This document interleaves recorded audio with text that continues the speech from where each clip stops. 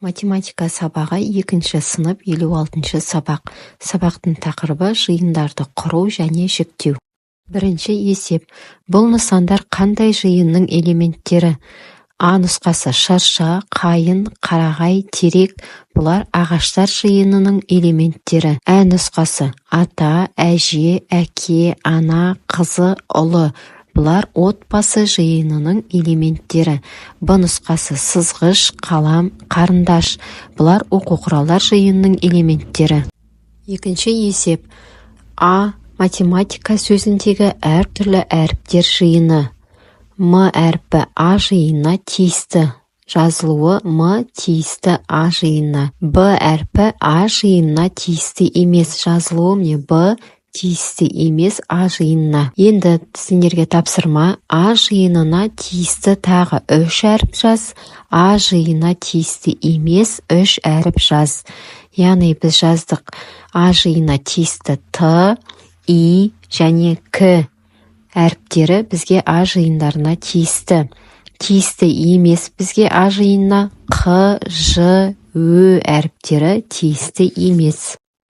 Енді балалар берілген анықтаманы оқып есте сақтаймыз. Жиынды латынның бас әріпімен, ал оның элементтерін кіші әріптермен белгілейді.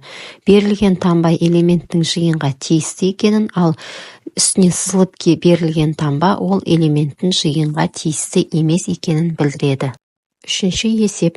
Берілген сандар қандай жиынның элементтері болып табылады? Бізде берілген сандар 2, 5, 7, 4, 9. Бұл сандар бір таңбалы сандар жиынның элементтері. Төртінші есеп. Суреттегі жиындарға қара. Әр жиынды және оған тиісті элементтерді ата. Бірінші бізде К жиыны берген, дөңгелектер жиыны, ондағы элементтер А, Б, С. Келесі бізде В жиыны, F жиыны, ондағы элементтер Д, К, М.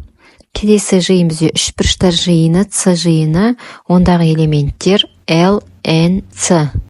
Енді осы есепті дәптерге жазатын болсақ, К жиыны, дөңгелектер жиыны, А элементі К жиынына тиісті, Б элементі К жиынына тиісті, С элементі К жиынына тиісті. F бізде шаршылар жиыны, Д элементі F жиынына тиісті, К элементі F жиынына тиісті, М элементі F жиынына тиісті. Келесі С бізде үшбұрыштар жиыны, Л элементі С жиынына тиісті, Н элементі С жиынына тиісті, С элементі С жиынына тиісті. Келесі анықтаманы есте сақтаймыз. Жиынды тұйықталған сызық түрінде, диаграмма түрінде кескіндеп көрсетуге болады. Бесінші есеп зерттеу. Суреттегі жиындарға қара. А және Б жиындарын ата. А жиыны бізде гүлдер жиыны, Б жиыны құстар жиыны. Осы екі жиын элементтерінің санын салыстыр. Диаграммалар бойынша өзің басқа сұрақтар қой. Екі жиындағы элементтер санын салыстыратын болсақ, А жиынында гүлдер жиынында 12 элемент бар, Б құстар жиынында 9 элемент бар. Яғни 12 элемент 9 элементтен артық, яғни гүлдер жиыны бізде көп болып табылады. Енді осы диаграмма бойынша сұрақтар қоятын болсақ, бірінші сұрақ: үй гүлдері қай жиынға жатады? Гүлдер жиынына жатады. Екінші сұрақ: үй жануарлары құстар жиынына тиісті ме? Жоқ, тиісті емес. Алтыншы есеп. Есепті шығар. Мұражайдың бірінші залында табиғат туралы 29 картина бар, ал екінші залындағы картиналардың одан 15-і артық. Мұражайда табиғат туралы барлығы неше картина бар? Қысқаша шартын құрып аламыз. Бізде белгілі бірінші залда 29 картина екені, екінші залда белгісіз, бірақ бірінші залдан 15-і артық. Барлығы бізде белгісіз. Шешуі екі амалмен қолданамыз. 29-ға 15-ті қосамыз, 44 шығады. Бұл екінші залдағы картина саны. Екінші амал бізде 29-ға 44-ті қосамыз, 73 шығады. Бұл барлығы екі залдағы картина. Жауабы: мұражайда табиғат туралы барлығы 73 картина бар.